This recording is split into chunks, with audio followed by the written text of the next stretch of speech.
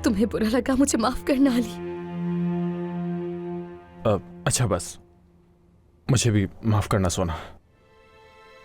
मैंने बिल्कुल भी तुम्हारी सूरत हाल पर गौर नहीं किया और गुस्सा कर दिया तुम पर, मगर मैं तुम्हें पहले ही बता चुका हूं कि तुम यहां काम नहीं कर सकती सोना।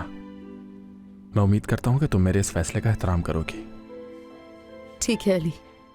और प्लीज इस बात को समझो कि मैं इस शादी को बहुत सादा तरीके से करना चाहता हूं, तो ये वेडिंग ड्रेस की क्या जरूरत है? क्या तुम्हें मेरी खुशियों का ख्याल नहीं है अली? माना कि तुमने कहा था कि हमारी शादी नॉर्मल शादी नहीं लेकिन होगी वैसे ही जैसे मैं चाहूंगी। क्या भूल गए तुम अली? क्या तुम्हें नहीं लगता कि तुम ये सब करके मेरे साथ नाइंसाफी कर रहे हो? अब क्या मैं किसी से अपनी शादी के जोड़े के बारे में राय भी नहीं ले सकती हूँ? तुम्हारे इस रवैये से तो लग रहा है कि तुम शादी करके मुझ पर एहसान कर रहे हो अली। चाहे ये समझौते की शादी क्यों ना हो, लेकिन मैं अपने तमाम दोस्तों को बुलाऊंगी अली।